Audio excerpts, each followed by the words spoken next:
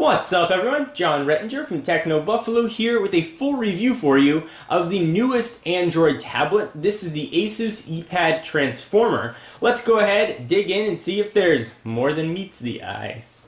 I'm sure I'm the first one to ever make that joke.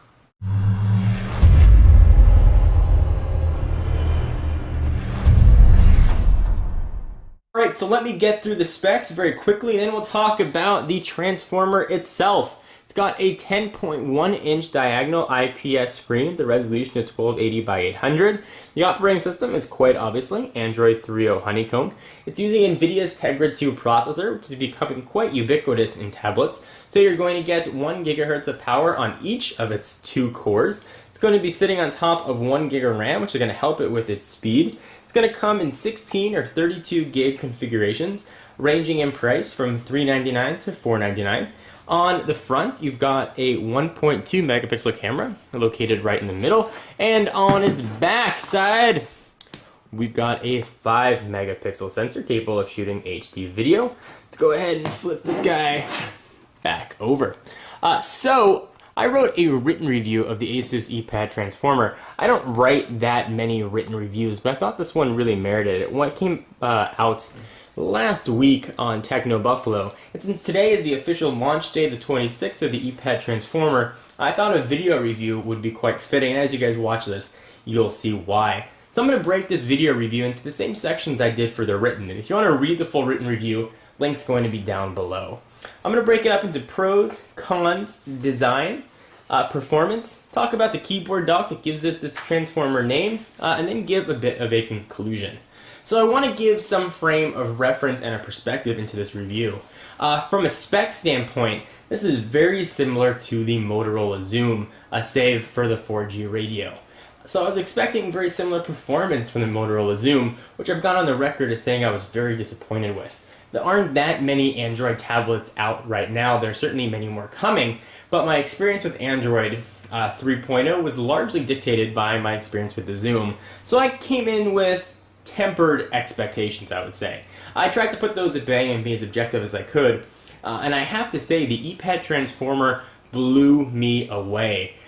Even though they share similar DNA, if you've ever seen the movie Twins, the Xoom would be DeVito, the ePad Transformer is by far the Schwarzenegger. First, let's start with the screen. It has an absolutely gorgeous IPS display. You're going to get a 178-degree viewing angle, which is really impressive. Colors pop, blacks look very black. You can have a bit of trouble in direct sunlight, but the screen here is absolutely beautiful. Where something like the Xoom looks washed out, this is going to look nice and vibrant. Also, most importantly, this is extremely responsive. Responds very quickly to your touch, whether or not you're scrolling through a website or whether or not you're pinching and zooming. Whatever it might be, it just works very well, even with flash content being shown. We'll go ahead and move things around. You can see it tracks my finger very, very, very well.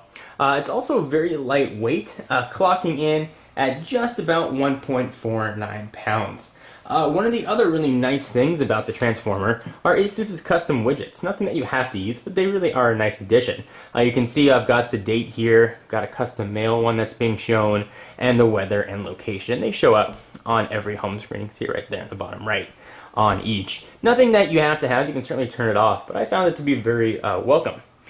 So some of the cons: battery life. Most of my testing was done on pre-production operating system software, so what was running Android 3.0 and the Asus tweaks that they had. And battery life wasn't outstanding. Asus was claiming 9.5 hours.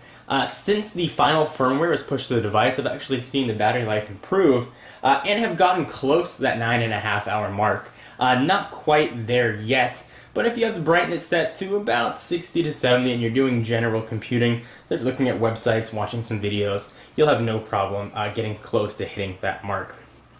Some of the cons that I've seen as well, in addition to battery life, has been the audio fidelity. And in all candor, these cons are really nitpicky. I was just extremely impressed. You can hear a bit of the audio as I get it queued up. It's not going to do it justice here, coming from the speakers to the camera and then getting uploaded to YouTube, but suffice to say, you're not going to want to DJ a party just with the built-in speakers here. on the Transformer. One of the other sort of nice things about the design, and we'll move on to that category again, it's 10.1-inch IPS display with a 178-degree viewing angle. Is really impressive. So you can say goodbye pretty much to black bars when you're watching a video in full screen.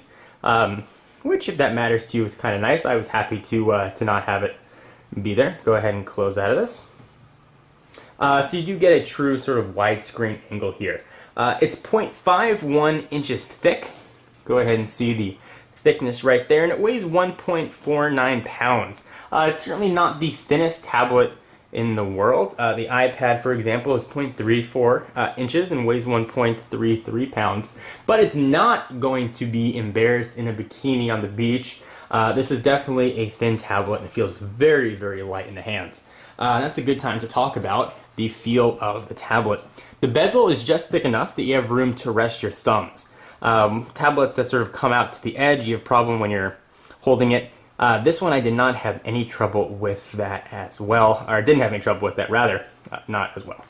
Felt really, really nice in the hands. The back, while not necessarily the sexiest looking, does provide a nice grip, so you're not going to worry about dropping the tablet.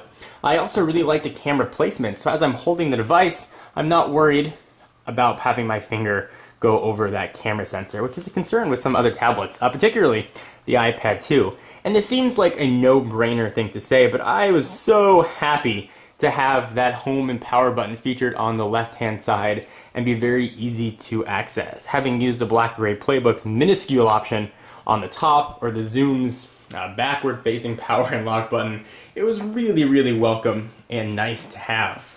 So let's talk about performance, and I want to show you my notes that I've got here for performance. I have one word: awesome. The performance here is really, really good, and you guys are going to have to take my word for it.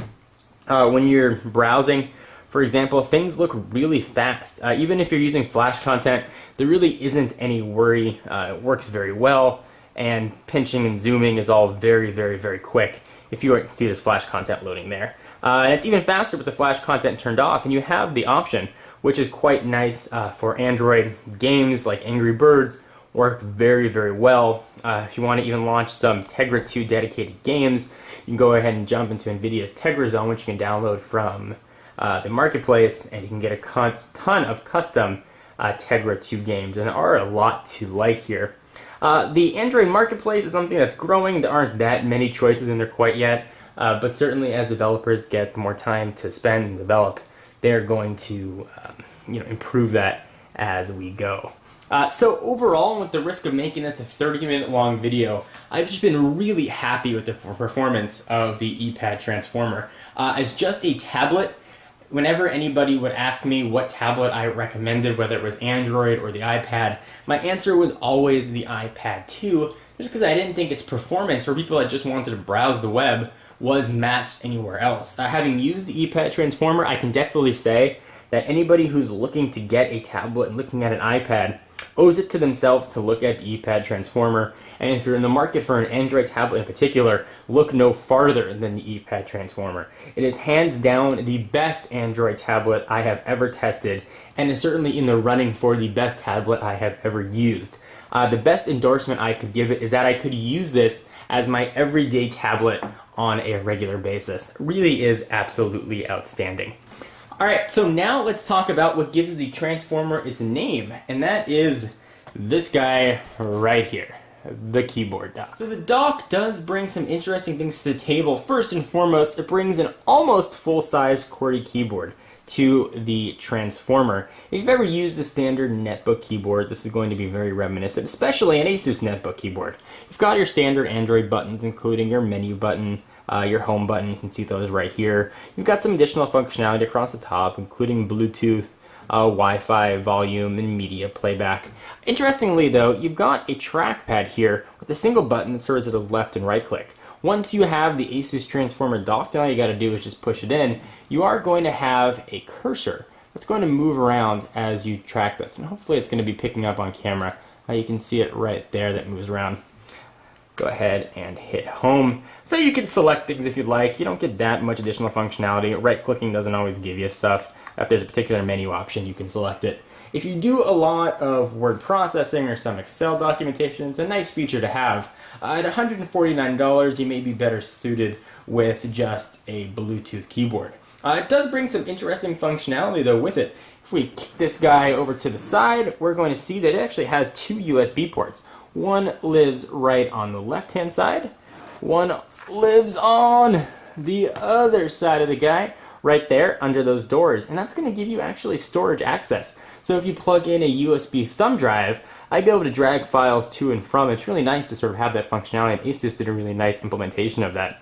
You're also going to have a full-size SD card right there as well. And you can see the bulk that this is adding. It's going to add an extra 1.4 pounds, but it's also going to give you an extra 7 hours of battery life. This has an internal battery. It's going to charge it when it's in use. Kind of interesting. I don't know if I would use this on an everyday basis. Carrying it around, I'm not so sure I see the value versus carrying a regular netbook or laptop. But if you're the kind of person that only wants to carry one thing, you don't want to carry a tablet, you don't want to carry a laptop, this may be a nice choice for you. Although for me, I'd probably just use a Bluetooth keyboard and go on my way. The cursor is novel, but it sort of defeats the purpose of having a tablet, especially one that relies on a touchscreen interface, when you just want to go ahead and touch the device. So if I haven't heaped enough compliments onto the ePad Transformer, you're definitely going to know that this is hands down the best Android tablet on the market. It is hard to believe that this shares internals with the Motorola Xoom. As I mentioned earlier, if you are in the market for a tablet and you're looking for any tablet in particular, especially Android, you really owe it yourself to look at the ePad Transformer. It just works well, it's quick, it's responsive, the screen is finally beautiful. This is the tablet that Android lovers and Android users deserve. The Motorola Xoom was a nice first try by Motorola. This is the one worth waiting for. If you've been holding out for any tablet or an Android one in particular, you definitely need to give the ePad Transformer a look. Definitely gives it a Techno Buffalo seal of approval. I am John Rettinger from Techno Buffalo, and I will see you guys in the next video.